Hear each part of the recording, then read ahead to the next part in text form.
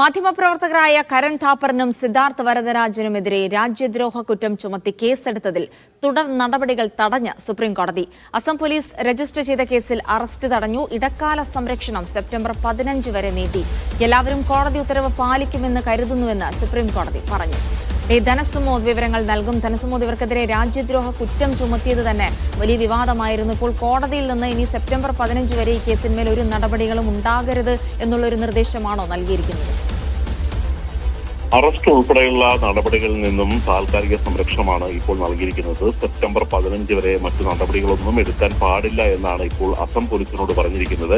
Assam police ഈ രണ്ട് മാധ്യമപ്രവർത്തകർക്കുമെതിരെ, വരദരാജനെതിരെയും കരൺ ഥാപ്പർക്കെതിരെയും രാജ്യദ്രോഹം ഉൾപ്പെടെയുള്ള കുറ്റങ്ങളാണ് ചുമത്തിയിരുന്നത്.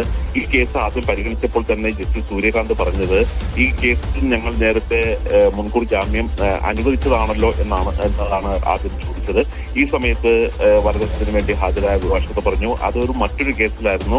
അതേ വിഷയത്തിൽ അസം പോലീസ് പുതിയ കേസാണ് ഇപ്പോൾ എടുത്തിരിക്കുന്നത്. ഇതിൽ കൂടി അറസ്റ്റിൽ നിന്നും താൽക്കാലിക സംരക്ഷണം ഉണ്ടാകണം എന്ന് ആവശ്യപ്പെട്ടു. അതോടുകൂടിയാണ് ഇപ്പോൾ അറസ്റ്റിൽ നിന്നും അറസ്റ്റ് ഉൾപ്പെടെയുള്ള തുടർ നടപടികളൊന്നും ഉണ്ടാവരുത് എന്ന് പറഞ്ഞത്. മാത്രമല്ല, സുപ്രീം കോടതിയുടെ ഉത്തരവ് എല്ലാവരും അനുസരിക്കാൻ ബാധ്യസ്ഥരാണ് എന്നുള്ള ഒരു മുന്നറിയിപ്പ് കൂടി അസം പോലീസിന് ഇപ്പോൾ സുപ്രീം കോടതി നൽകിയിട്ടുണ്ട്.